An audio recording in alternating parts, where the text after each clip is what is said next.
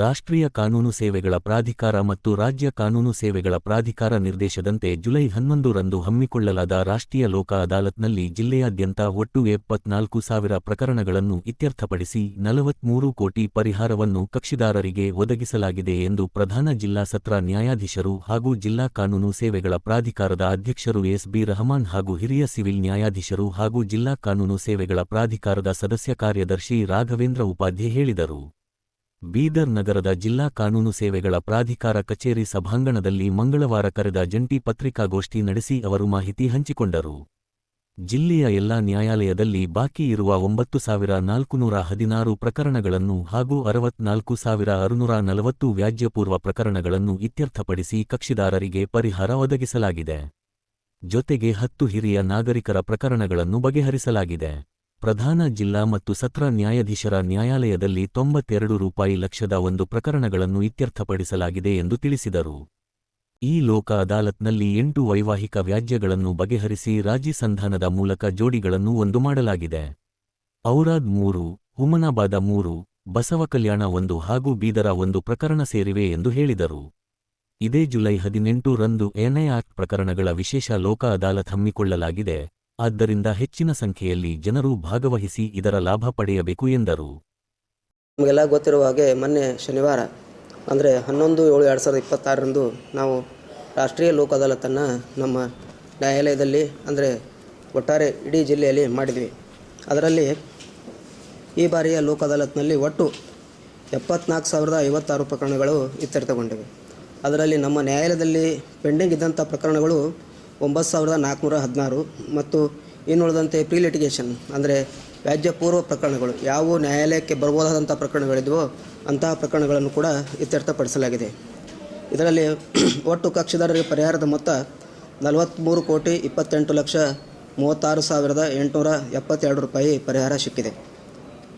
ಈ ಒಂದು ಲೋಕ ಅದಾಲತ್ನ ವಿಶೇಷ ಅಂದರೆ ಜಿಲ್ಲೆಯಾದ್ಯಂತ ವೈವಾಹಿಕ ವ್ಯಾಜ್ಯಗಳನ್ನು ಇತ್ಯರ್ಥಪಡಿಸಿದ್ದೀವಿ. ಅಂದರೆ ಬಹಳ ದಿನಗಳಿಂದ ಜೀವನಾಂಶ ಕೋರಿ ಒಂದು ಕೇಸ್ ಹಾಕಿರ್ಬೋದು, ಡೈವರ್ಸ್ ಹಾಕಿರ್ಬೋದು, ರೆಸ್ಟಿಟ್ಯೂಷನ್ ಆಫ್ ಕಾಂಜುಗಲ್ ರೈಟ್ಸ್ ಹಾಕಿರ್ಬೋದು. ಅಂತಹ ಪ್ರಕರಣಗಳಲ್ಲಿ ಅವರಿಬ್ಬರನ್ನು ಮನವನ್ನು ಒಲಿಸಿ ಅವರ ಮನಪ್ರವರ್ತನೆ ಮಾಡಿ 8 ದಂಪತಿಗಳನ್ನು ಜೋಡಿ ಮಾಡಿ ಮನೆಗೆ ಕಳಿಸಲಾಗಿದೆ. ಅದೇ ರೀತಿಯಾಗಿ 11 ಹಳೆಯ ಪ್ರಕರಣಗಳು ಅಂದರೆ 5 ವರ್ಷಕ್ಕಿಂತಲೂ ಹೆಚ್ಚಿನ ಸ್ಥಳದಿಂದ ನಮ್ಮ ನ್ಯಾಯಾಲಯದಿದ್ದಂಥ ಪ್ರಕರಣಗಳನ್ನು ಇತ್ಯರ್ಥಪಡಿಸಲಾಗಿದೆ. 10 ಹಿರಿಯ ನಾಗರಿಕರಿಗೆ ಸಂಬಂಧಪಟ್ಟಂಥ ಪ್ರಕರಣಗಳನ್ನು ಇತ್ಯರ್ಥಪಡಿಸಲಾಗಿದೆ. ಅದೇ ರೀತಿಯಾಗಿ ನಮ್ಮ ಪ್ರಧಾನ ಜಿಲ್ಲಾ ಮತ್ತು ಸತ್ರ ನ್ಯಾಯಾಲಯದಲ್ಲಿ ಒಂದು ಎಕ್ಸಿಕ್ಯೂಷನ್ ಪಿಟಿಷನಲ್ಲಿ 92 ಲಕ್ಷದ 1 ಪ್ರಕರಣ ಇತ್ಯರ್ಥಪಡಿಸಲಾಗಿದೆ. ಈ ರೀತಿಯಾಗಿ ನಾವು ಈ ಜಿಲ್ಲೆಯಾದ್ಯಂತ ಒಂದು ಲೋಕ ಅದಾಲತ್ನಲ್ಲಿ ಯಶಸ್ವಿಯಾಗಿದ್ದೀವಿ ಅಂತ ಹೇಳಲಿಕ್ಕೆ ಇಚ್ಛೆಪಡ್ತೀನಿ. ಇದರಲ್ಲಿ ತಮ್ಮ ಪಾತ್ರ ಬಹಳ ಮುಖ್ಯವಾದದ್ದು. ಯಾಕಂದರೆ ಜನರಿಗೆ ಇದರ ಬಗ್ಗೆ ಅವೇರ್ನೆಸ್ ಮೂಡಿಸೋದಕ್ಕೆ ತಮ್ಮ ಒಂದು ಸಹಕಾರ ಇತ್ತು. ಅದೇ ರೀತಿಯಾಗಿ ಪ್ರಕರಣ ಇತ್ಯರ್ಥಪಡಿಸೋಕ್ಕೆ ನಮ್ಮ ನ್ಯಾಯಾಧೀಶರು ಮತ್ತು ವಕೀಲರ ಸಹಕಾರವೂ ಕೂಡ ಬಹಳ ಮುಖ್ಯವಾಗಿತ್ತು.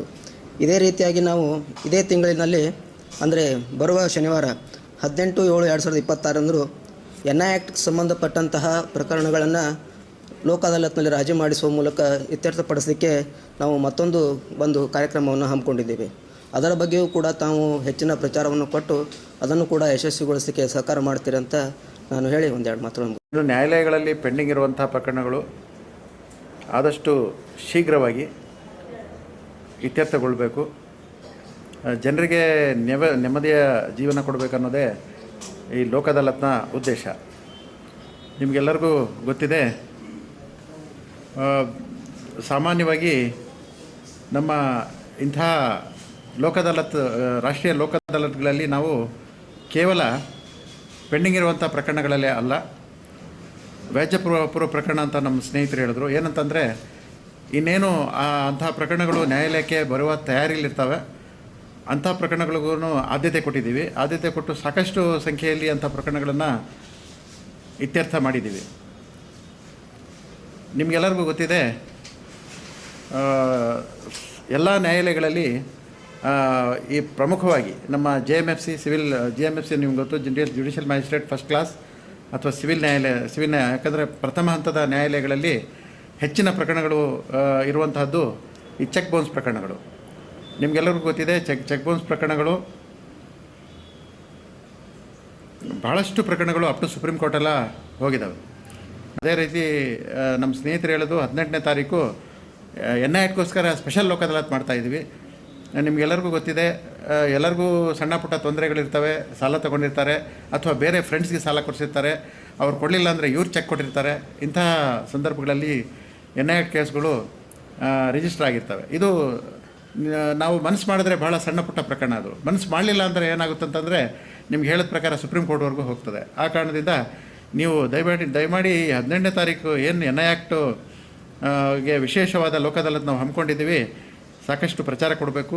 ಇದರಲ್ಲಿ ನಾವು ಇಂತಹ NIA ಪ್ರಕರಣಗಳನ್ನು ಸಾಕಷ್ಟು ಇತ್ಯರ್ಥ ಮಾಡಬೇಕು ಅಂತ ನಮ್ಮ ಉದ್ದೇಶ ಇದೆ. ಇದಕ್ಕೆಲ್ಲ ನಿಮ್ಮೆಲ್ಲರ ಸಹಕಾರ ಅದಕ್ಕೆ ಅಗತ್ಯ ಇದೆ. ಸಾಕಷ್ಟು ಪ್ರಚಾರ ಮಾಡಬೇಕಂತ ಕೇಳ್ಕೊಳ್ತಾ ಇದ್ದೀನಿ. ಹಿಂದೆ ಆದಂಥ ರಾಷ್ಟ್ರೀಯ ಲೋಕ ಅದಾಲತ್ ಸಕ್ಸಸ್ಗೆ ನಿಮ್ಮೆಲ್ಲರ ಪಾತ್ರ ಕೂಡ ಇದೆ. ಯಾಕಂತಂದರೆ ನೀವು ನಮಗೆ ಕೈ ಜೋಡಿಸಲಿಲ್ಲ ಅಂದರೆ, ಜನರಿಗೆ ಪ್ರಚಾರ ಮಾಡಲಿಲ್ಲ ಅಂತಂದರೆ ಉಪಯೋಗ ಆಗೋದು ಭಾಳ ಕಷ್ಟ. ಆ ಕಾರಣದಿಂದ ಈ ಹಿಂದೆ ಆದಂಥ ಲೋಕ ಅದಾಲತ್ ಸಕ್ಸಸ್ಗೆ ನಿಮಗೆಲ್ಲ ನಮ್ಮ ಜಿಲ್ಲಾ ಕಾನೂನು ಸೇವಾ ಪ್ರಾಧಿಕಾರದಿಂದ ಧನ್ಯವಾದಗಳನ್ನು ತಿಳಿಸ್ತಾ, ಈ ಮುಂದೆ ಬರ್ತಾ ಇರುವಂಥ 18ನೇ ತಾರೀಕು ಲೋಕ ಅದಾಲತ್ ಕೂಡ ಹೆಚ್ಚಿನ ಪ್ರಚಾರ ಕೊಡಬೇಕಂತ ನಿಮ್ಮೆಲ್ಲರನ್ನ ನಮ್ಮ ಜಿಲ್ಲಾ ಕಾನೂನು ಸೇವೆಗಳ ಪ್ರಾಧಿಕಾರದ ವತಿಯಿಂದ ಕೇಳ್ಕೊಳ್ತೀನಿ. ನಮಸ್ಕಾರ.